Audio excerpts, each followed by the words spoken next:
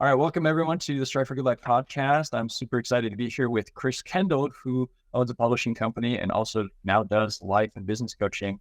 So excited to jump into her experiences and what she has to offer our audience. So welcome, Kris, to the show. Thank you so much for being here. Thank you so much. I'm excited to be here. Awesome. Well, you have a lot of experience that I'm interested in getting into. So let's just go ahead and start with, early influences that inspired you to want to make money on your own. Yeah, when I was a kid, we didn't have a lot of money. And if I wanted to have anything, buy stuff or just even have a couple dollars in my pocket, I had to earn it outside of my house.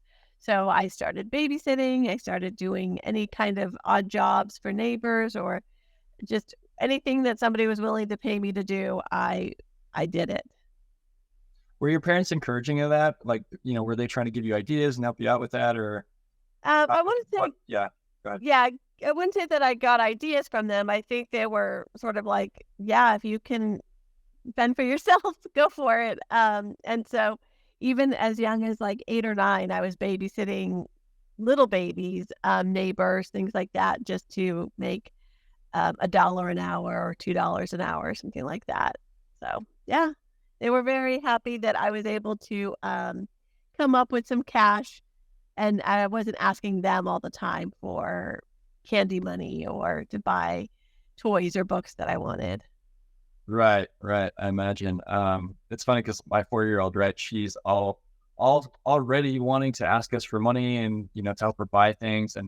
And we're trying to take, the approach of, well, how can we earn some money for you and start instilling, those ideas into her.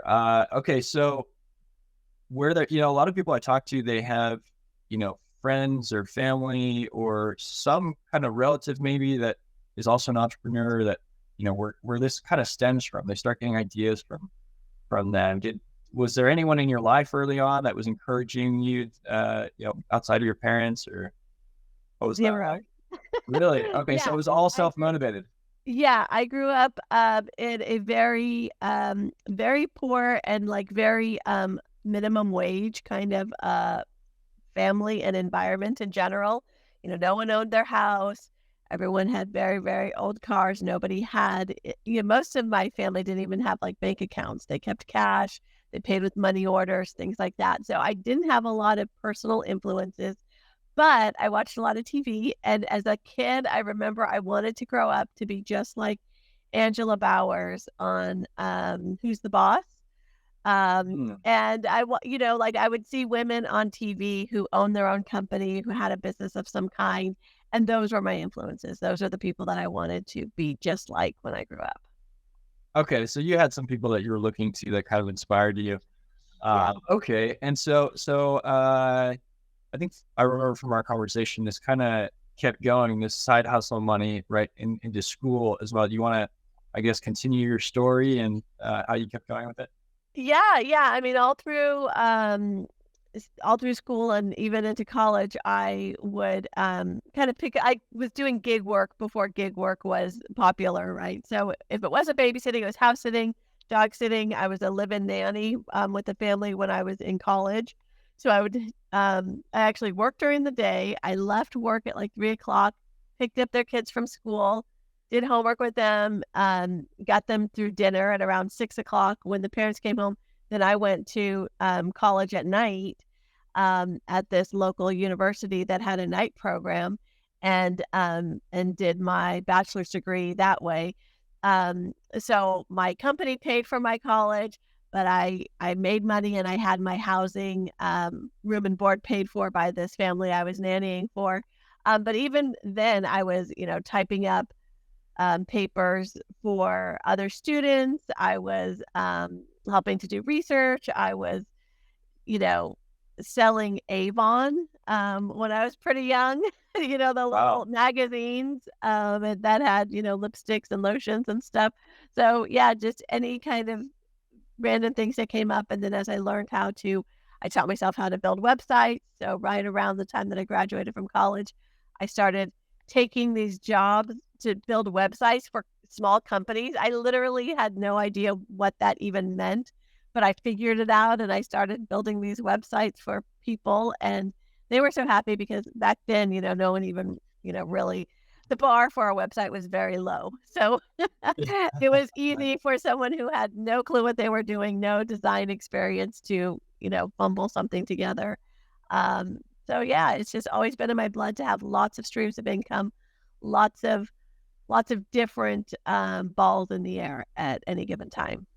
That's so interesting. So my wife did the nanny thing for a while, and that was how she supported herself for a long time, actually. And so, and she has no problem selling and knowing how to price her services and all that. And I talked to a lot of entrepreneurs, and a lot of them talk about how that is a huge hurdle for a lot of people to overcome, is knowing how to sell yourself. And so, do you think maybe, I don't know, it doesn't sound like you have that problem. Like you sound confident in your ability to charge people what you're worth. So, I don't know. Do you think that came from just starting early, or how did you develop that? Yeah, it probably did come from at a very young age, having to tell people how much they owed me, how much to pay me, that they still owe me from last week, kind of thing. Because it's an uncomfortable conversation. It's even to this day, it's always an uncomfortable conversation to say, "Excuse me, you still owe me some money, and I'd love to start the next project, but remember the last invoice that hasn't been paid yet?" So that's never easy, but I think the more you do it, you start to get more comfortable with those kind of conversations, and know that for the most part, people want to pay you for your service, because they want to keep working with you. And they know that eventually, if they don't pay you, you'll stop doing the things that they need. So the right clients will always, be happy to pay you what you're worth. And if that means your prices go up and they still see value in what you're doing, they'll pay more. Yeah, I think that's interesting. The key there is finding the right clients, right? I think too often we spend our time with people that can't afford us, or really aren't willing to, maybe just don't see the value in what we offer, right? So that's really important.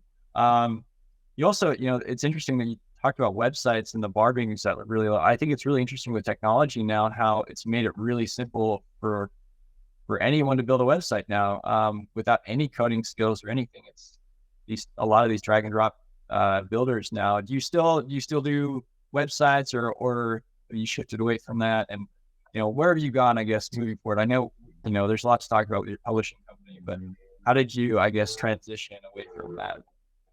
Yeah, so my career just sort of evolved, and I was hired by a couple companies to build websites, and then that kind of expanded into marketing, and I started to do Marcom and events and advertising, and just kind of grew that way. So corporate wise, job wise, I evolved into broader marketing positions. But through that time, I definitely have always been building websites. So back in the day, it was, by hand. And now, as you mentioned, I use these website builders. The one I'm currently using is called WebStarts. And I mean, when I log into my account, I scroll down, there's probably 40, 45 websites right now that I've built in the past 2 years, because anytime I have a conversation with somebody, you and I are talking, and I get an idea, in 3 hours, I'll have a website built for it. Wow. The domain's registered, the site's up, the logos, jumbled together, and there's something there. I really love I feel like that's what makes me official. So anytime I get an idea, the website's the first thing to go up. That's interesting. Okay. So would you recommend that to people? No. To jump in and start building websites, or? No. Yeah, so I'm a lot of do as I say, not as I do. So for most companies, depending on what you do, of course, and who your audience is, for a lot of people that are just getting started, they don't even need the website up front. As long as they have a way to tell people what they do and to take money for their services, they're fine for a while. For me, it helps me like organize my plan. It's almost like my business plan evolves as I'm putting together each page. So that's just kind of my process. But yeah, for most people, don't worry about that until you've tested the concept, that people actually want to pay you for that thing. You have an idea of what it is. And then you have some money coming in, and then you can either do it yourself or pay someone to do it. Right. I'm a big believer of, the MVP, minimum viable product, right? Just try and put something out there and get sales right away, because really the market will tell you whether or not your product or service is good, right? If people can put their money where their mouth is and start giving you money. Awesome. Okay. So let's rewind a little bit. So you kind of evolved in the corporate world with your marketing. And so how did book publishing come along? Like, where did you transition to that? Yeah, so about 13, 14 years, I don't even remember. It feels like a lifetime ago. Just over a decade ago, I read the book, the Twilight books. You might be familiar with them or have heard of them. So I read these books, and I'd taken some time off of pleasure reading for a little while when I had little kids. And so I found these books, and I just got so immersed in it. I don't know. It was like the right thing at the right time that I just got really deep into this world of vampires and werewolves. And I met some of the authors that were writing fan fiction about it. And that sort of evolved into them asking me, because they knew that I had a marketing background, to help them market books that they were writing. So they started writing actual books, and I was the only person they happened to know with marketing experience. So I kind of started with learning how to market books, independently published books. And then I started editing them, and then I built an editing company, and they started referring people to me that way.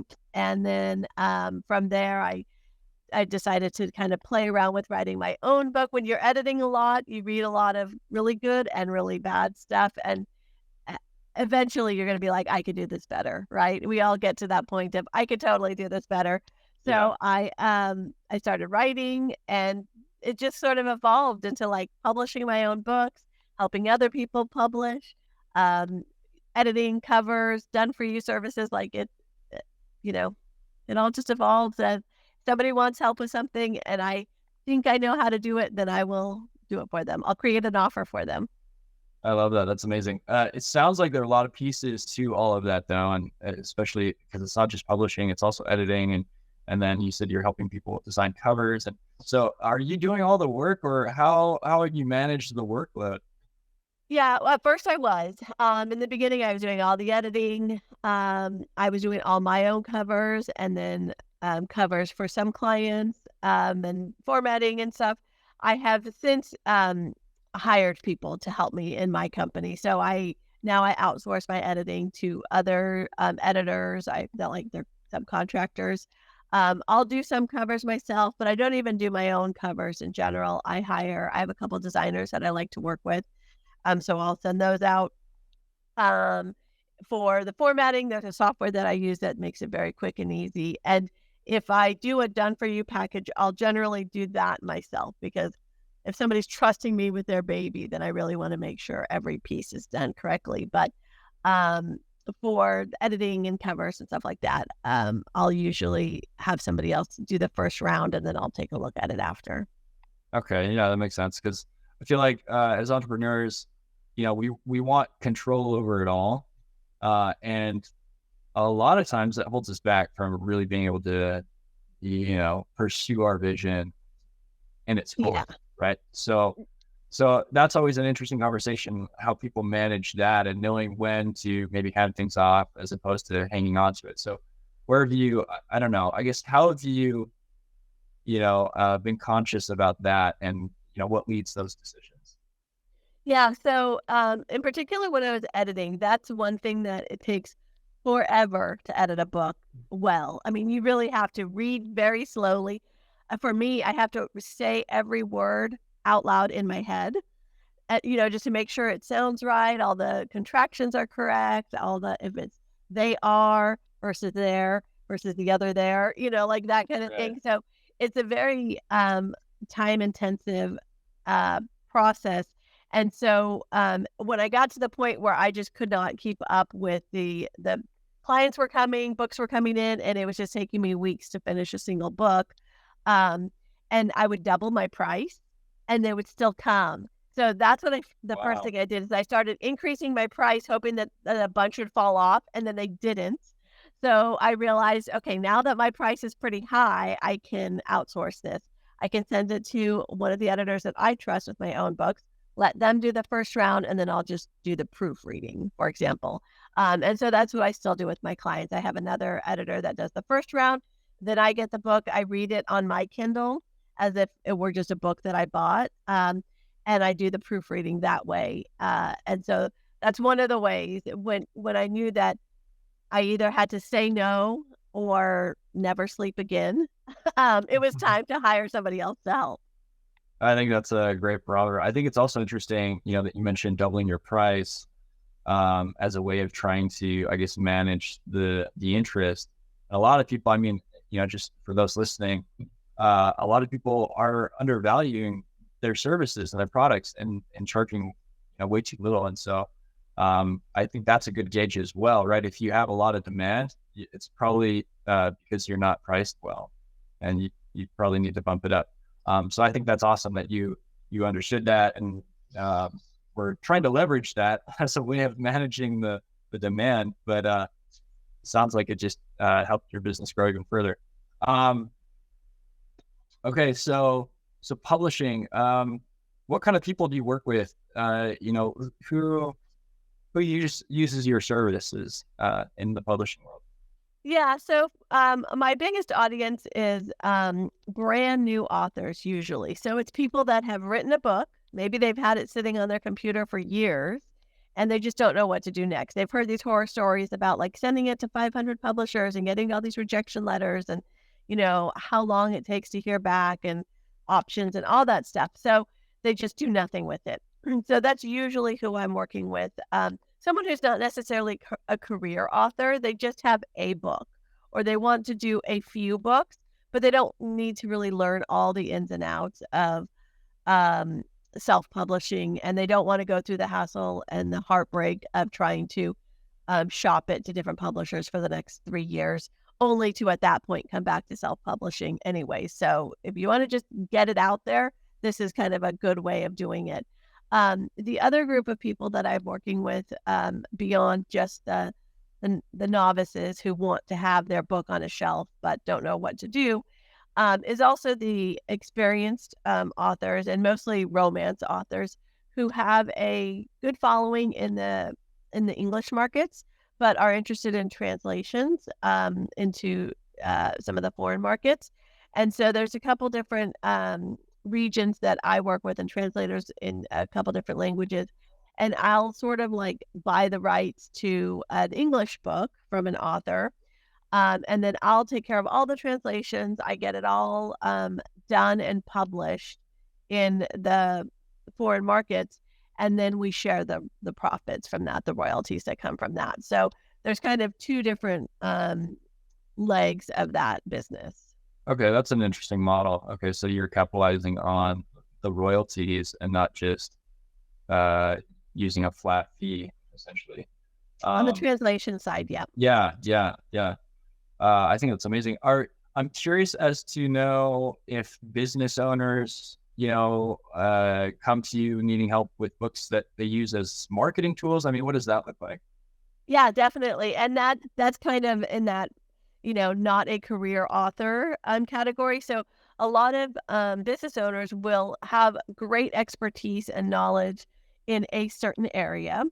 And one of the ways of, building credibility and having like a handout, whether it's a free lead magnet or just something that they can sell when they're at events or speaking opportunities, is a book on their expertise. I had a package for a while called Expertise on Paper project. And yeah, it was for thought leaders to, write their story, their experience, their how-to, whatever knowledge they want to share in this book. And then I would kind of do that done for you service.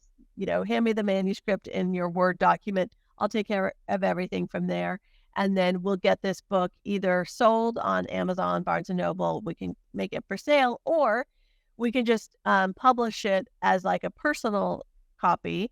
And the author can order paperbacks or hardbound books just for their own collection. And it's not very expensive. Each book ends up being like $7 to $12, kind of depending on, Oh, okay. how many they want. And then they could either resell them or give them away, as I mentioned, to clients.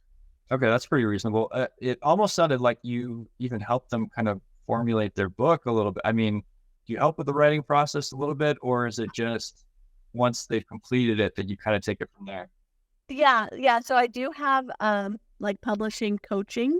So I can work with them to help them outline what they want to share and do some of the writing. I've done some ghostwriting with a few clients, but I'm kind of picky about who I'll do that for. Not everybody is a good match. So I will do that, but in a lot of cases, they know what they want to say and they just kind of put it all together. And maybe they ask me to like reorganize it a little bit as part of the editing process. And so that's easy to do for just about anybody. Okay. All right. Okay. That's pretty cool. I guess I want the readers to get a sense of, the full scope of what you do in case, they've got ideas and are considered a book and don't really know where to go with it. So, you sound like a great option, honestly. Let's get into the marketing of books because marketing is so big of, such a big piece of your background. So walk us through maybe the process to market a book and really get sales going. Yeah, so there's a lot of different methods that an author can use depending on the genre, honestly. So for some like categories, if it's a business book, they'll probably want to, like I said, make it available on their website to their clients as a lead magnet, a way of generating interest. Maybe they give it away for free. Maybe they charge just shipping for it, a couple dollars, something like that. So it's a great tool to to get leads for their broader business. But for marketing the book itself, there's lots of opportunities you can advertise within Amazon, for example. Amazon is obviously the biggest retailer in the world. So unless you have a very specific genre that, a different type of store might cater to, or if it's in a different language, Amazon is probably where you really want to make sure it's available. So for personal development type of books and nonfiction, if you can record yourself as a narrator for the audiobook, a lot of readers choose the audiobook version just because they listen to it while they're commuting, while they're driving, while they're cleaning, while they're working, etc. And so that's a great way to get in front of people who might not necessarily know you, might not know your paperback or your written book, but if they're looking up a topic in Amazon, I mean, Amazon is, in addition to Google being a great search tool, Amazon is one of the biggest search engines, on the internet. And so it's a great way for people who are just learning, how do I code this programming language, or how do I garden? How do I build a treehouse? Whatever they're interested in, people go to Amazon as one of the resources. And if you have a book with that expertise, it's a great way to get in front of a broader audience. You can also obviously sell direct. A lot of authors are now putting up like Shopify stores where they'll sell their books. They might sell their packages of their other products, maybe some merchandise, some T-shirts, or fun things related to the book. If they've written maybe a high fantasy type of book, there might be like a stuffed animal that represents one of the flying dragons, or a poster or notebook that has some sort of a theme related to their book. So there's lots of fun ways of capitalizing on one book across several different channels. Yeah, I love that. I think audiobooks are, really taking off. It sounds like it seems that fewer and fewer people actually want to read actual words on real pages. And so it makes sense, because you can multitask essentially, right? Listening to it and doing other things. Okay, I love that. Thank you for sharing all of that. Let's get into kind of what you're doing now. Coaching, right? Life and business coaching. So how did you transition? Was it just people needing help in other areas that were already your clients, or how did you find interest in that and want to create a business out of it? Yeah, I think I've always had kind of a coaching personality. I know a little bit about a lot of things, and I like to share that. And I think people often feel comfortable coming to me and asking for advice, or sharing their challenges and looking for help coming up with solutions. And so that's sort of just ingrained in me. And early in the COVID times back in 2020, I heard about life coaching, decided I wanted to be a life coach, and I did a couple life coaching certification programs. And so that was really fun, and it was a great way for me to start connecting with people again and helping others through such a tough period for so many people that were alone or afraid or sick or whatever. So that was kind of where it started, and it's recently evolved just over this past year into business coaching, and I've started to do a certification with Hello 7, which is a proven like business process to move people from $0 in revenue through 7 figures. And so based on where they're at on this scale, we have, the steps sort of laid out of how they get to that next level. And so it's been a really fun process, and I love working with entrepreneurs. I love encouraging new people to become entrepreneurs and to really take their, financial freedom into their own hands, not rely on one company, not rely on one stream of income, and just have lots of pieces out there, because you never know when one might go away. I mean, a lot of people learned that during COVID. If they had an in-person business and it was suddenly gone, they were in trouble. Or if they had, the type of face-to-face income stream, maybe they were, sports coaching or something like that, where it just, you can't rely on only one thing. And so I really like having a few solid streams and maybe a handful of smaller things that are just always flowing in. Yeah, I think that's interesting, because a lot of people associate entrepreneurship with taking big risks, but I think it's a huge risk to rely on someone else to pay your bills, an employer. And so that's how I see it. A lot of people don't maybe agree with that sentiment, but I think that's interesting. Okay, so you've worked with a lot of entrepreneurs already, and obviously the people that you helped with the publishing company. What are some common, pitfalls that people run into, things that are holding them back from succeeding in business?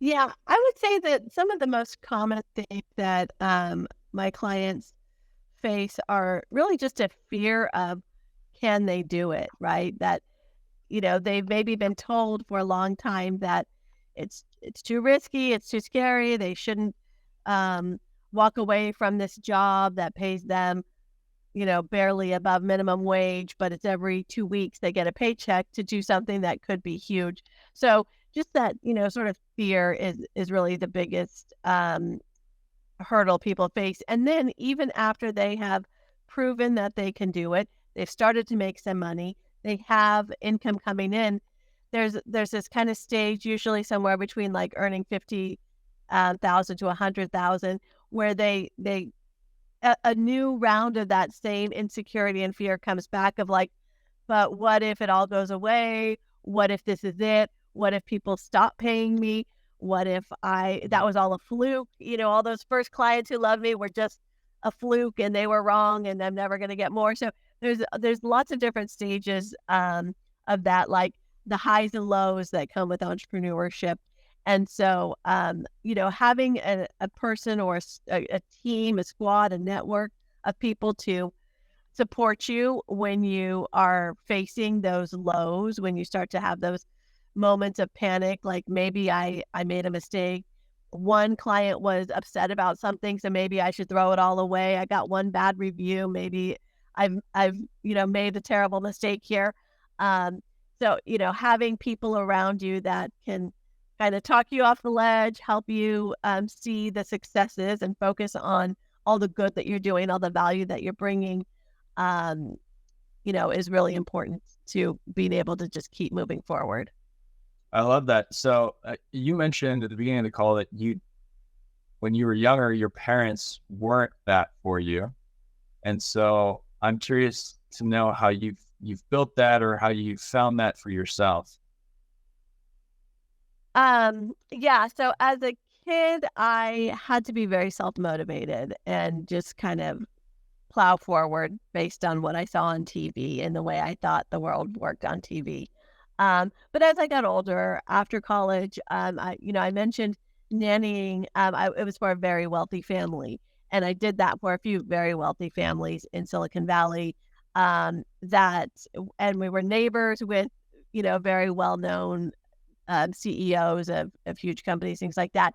And so I got to um, experience a lot more of that like wealth mindset and that people that had a lot of confidence and started to see that, we all have a certain expertise, a certain value that we bring. And if you own what you are good at and you know that there are people out there that want to experience it, that want your services, that want your products, you can start to like build up that confidence at any age. I mean, this isn't something that you have to be born with or it has to be ingrained. You can start doing this in your 50s, after a lifetime of being told you're not very smart, you're not very good, you're not very courageous, you're not very risk taking. You can still start to become those things.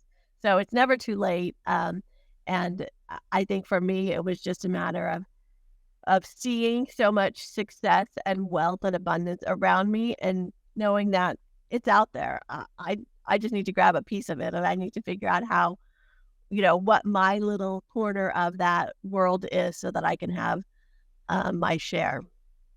I love that. I've also experienced that. Just being around certain people has expanded my mindset on what I believe is possible for my life. What advice would you give to someone looking to establish that in their lives or looking to put themselves around other people that maybe they don't have access to? How would someone go about that? Yeah, so I would say at the very basic level is if you know somebody who owns a business or is like at least where you want to be or higher, like if your goal is maybe just to earn 100,000 a year and a doctor or an attorney or somebody who earns a few 100,000 a year. So you want to be connected to people that are at least at the level you want to be at or above. So don't be taking advice from somebody who's dead broke, who makes less money than you do, who has never done anything. They're not the people that should be advising you on your next step. You want to look up and if there are people in your world, friends, and maybe it's your dentist, maybe it's your your neighbor's dad who's an attorney. It could be any person in your world that has some sort of success that you would like to attain in any industry. Reach out to them and ask them to have lunch with you. Buy them lunch, buy them coffee, see if they're willing to, almost form like a mentorship. Now, not everyone has time to be your mentor, but most people will take one lunch or one coffee every couple months to sit down and just, hear what your ideas are and give their perspective on how they think that you can begin to expand. If you don't have any of those people in your world, then seek them out. So like Facebook groups, other networking marketing groups are a great way to meet people.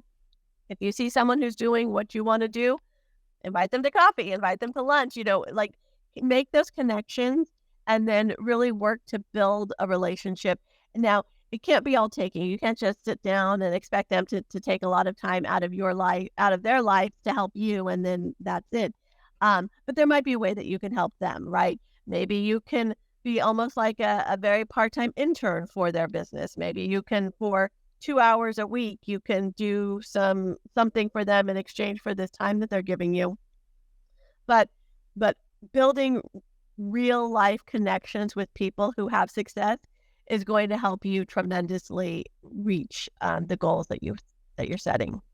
I love that. That is very sound advice for anyone out there looking to expand their circle and be around successful people. So let's talk about some of the challenges. I mean, because we talked a little bit earlier about the pitfalls of your clients, but challenges that you faced personally trying to grow maybe your publishing business or even starting, the coaching business. What kind of things have you gone through that you've had to overcome yourself?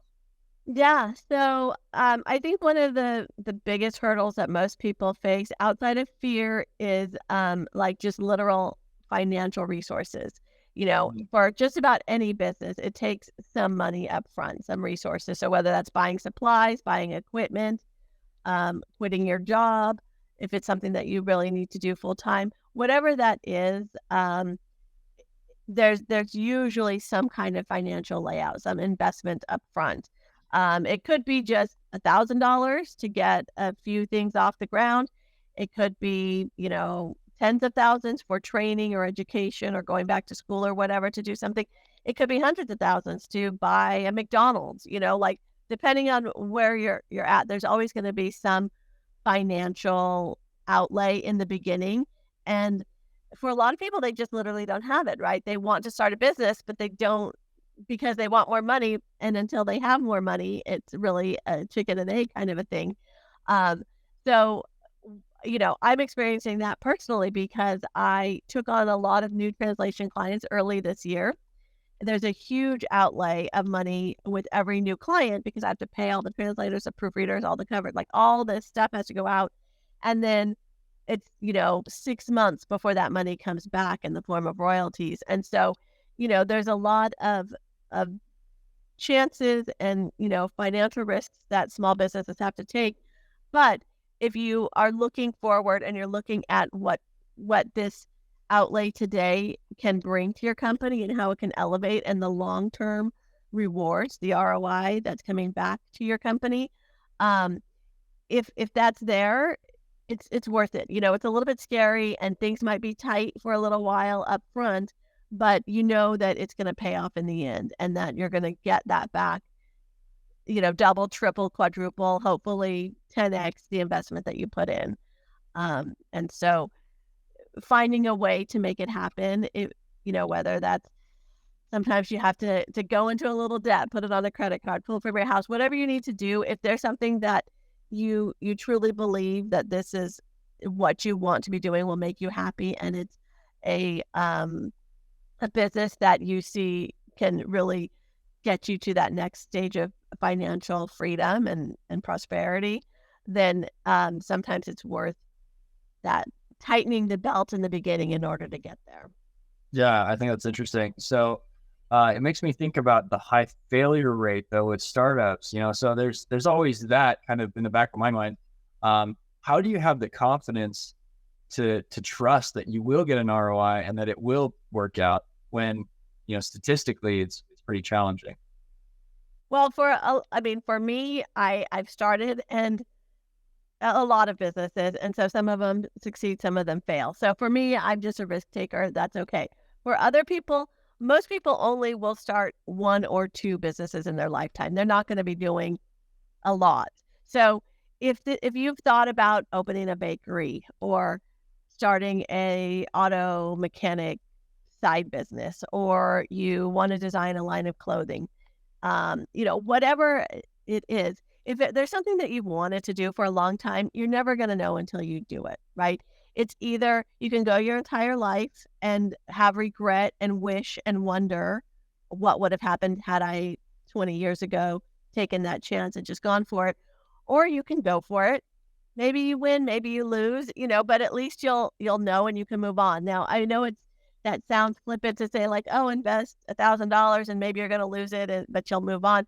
But I mean, there is something to that, sometimes we do have to be willing to take a risk in order just to get it out of our system. I mean, people jump out of airplanes. That's not free, right? People travel around the world. That's not free, but they do it. And either they realize they love traveling and they were so happy they went there, or they get there and they're like, I don't really like this place. I don't really like this food. I don't really like these kind of, maybe I'm not a traveler. That's okay. It might cost you $12,000 and 3 or 4 weeks of your life to take this trip and realize you don't actually like traveling, but you've done it, right? You don't want to be on your deathbed and think, well, I wish I would have traveled more when I was young and healthy. So lots of things cost us money, and there's lots of things that we don't get a financial return from, but we get other kind of returns from, whether that's knowledge, experience, memories, whatever that is. So if there's something that we can do that could maybe bring us financial freedom and happiness and joy and fulfillment, then, that's a risk that might be worth taking. Yeah. Yeah. That's the way that I see that is that's a risk worth taking for me over and over again until I get it right, until I obtain it. And that's, I love that. You have to take risks in life to ever succeed. Okay. Let's go into maybe some of the unexpected benefits of being an entrepreneur. I mean, I don't know, what have you found to come from it that you never saw coming, I guess, if that makes sense? Yeah, yeah. So the friendships and the expansion of my circle has been amazing. That isn't really, I haven't really thought of like my clients as friends very often, throughout my life and as I've had small businesses. And in the past, several years, I think I'm attracting the right kind of people and the right kind of clients that I'm forming these like real genuine friendships and relationships with people beyond our business relationship, just because they're just like me. They have a lot of the same beliefs. They have a lot of the same goals. We can really relate to each other, even if we have very different backgrounds and very different lives and everything. So that's really been a fun surprise. Obviously, just the freedom of having time to do the things that I want to do. I've traveled a lot with my family over the past few years. My kids are now adults, young adults, but adults. And so, our family vacations together are probably going to be fewer and fewer as they, move away, have their own families, things like that. And so, having the time and ability to work from anywhere, take care of my clients from a hotel room in any country, on any continent, has been, just really amazing. And I can still do all the fun stuff. I can afford to do the fun stuff. But I'm still taking care of the things that I need to do just on my terms. So that's been really awesome. Yeah. Having control over your life in a sense. What about maybe some of the unexpected negatives, those elements that are kind of painful in some regard? I mean, I know we've talked about challenges and such, but anything else come to mind that you would maybe warn people against or tell them to look out for at least? Yes. There is a such thing as a bad client. And so that can be tough to say no to clients and to kind of fire bad clients. When we're just starting out and we'll take any job or any person, it's easy to just say, yes, yes, yes, I'll do it. But as you start to build your business and you have a little bit more of a cushion, it's a little bit easier to like make the decision of who you want to work with.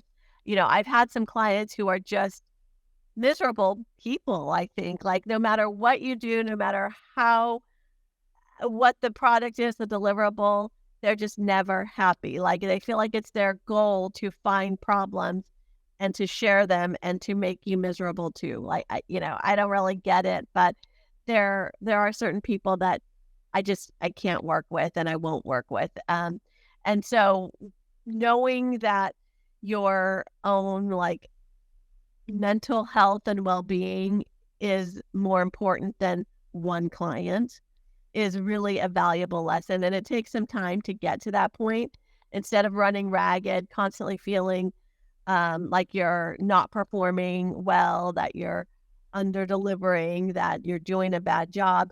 Just say goodbye to the bad clients and only work with people that appreciate you, respect you, value what you're doing, want to support you and want to see you grow. Those are the people that are worth keeping. Yeah, I love that. So yeah, just having the confidence to say no. I think that's incredibly valuable. And I think, one of the big draws for me with entrepreneurship is exactly for my mental health, to be able to balance the right things and not have the extra stress of being forced to do a certain thing or work with a certain person. Right. And I think that's empowering once you realize that you have full control, even to say no to people that would pay you otherwise, I guess. Okay. I love that. Kind of along the same lines, I guess. If you had to start all over again from scratch, what kind of a business would you do, and how would you go about getting your first client or customer? That's tough. So are you asking me personally or like advice I would give? Okay, me personally. Yeah. So I would have invented something called an iPod.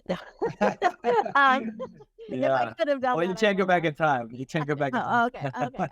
Today, so that's interesting. If I were doing something brand new today, I would probably stay with the books. I actually really think that's an amazing business model for anybody. I would create journals. Adult coloring books are kind of fun. They can be like just beautiful flowers or nature scenes or whatever. And it's so soothing and relaxing to just sit there and color a picture. So I would probably spend more time creating books that are like workbooks or kind of fun educational type of things, because you can use Canva. You design it for free.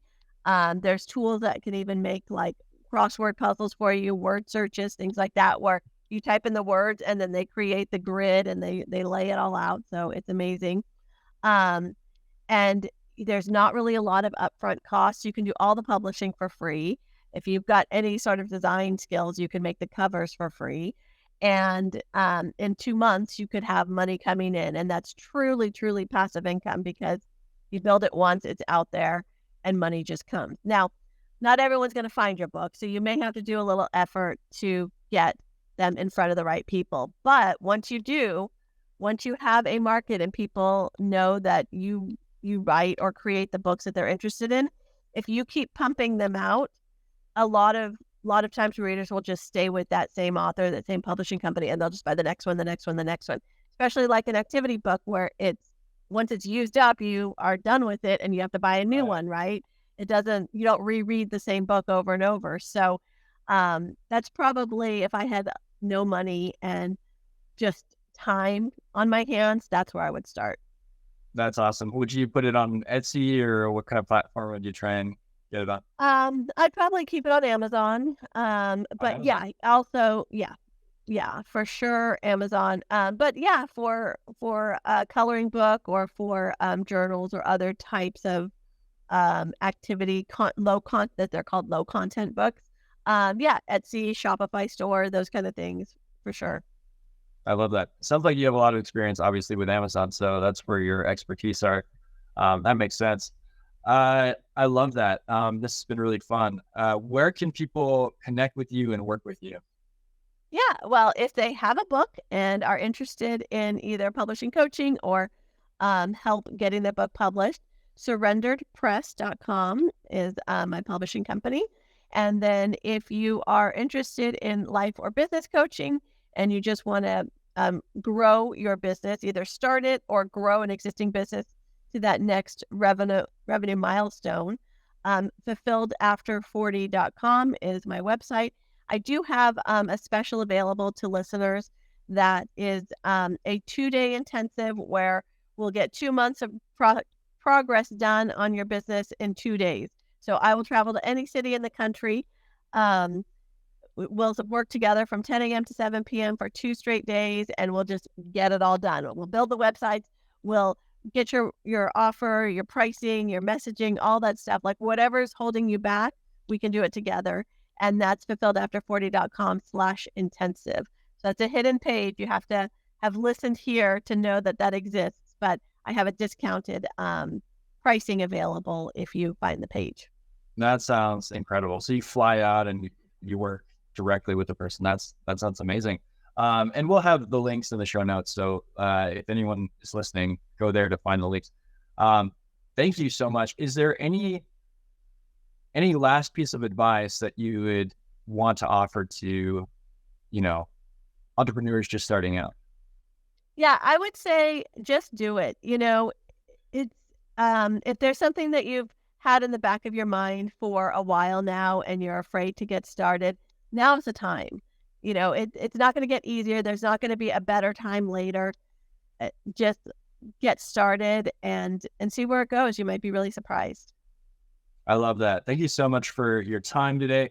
It's been an amazing episode. We covered so many different things, and I know I got a ton of value out of it. So I hope the listeners did as well. Thank you so much for being here. For anyone listening, please make sure to share this episode and obviously subscribe to whichever platform you're listening on. Thank you so much again, Kris, for being here, and I'll see everyone next time. Thank you.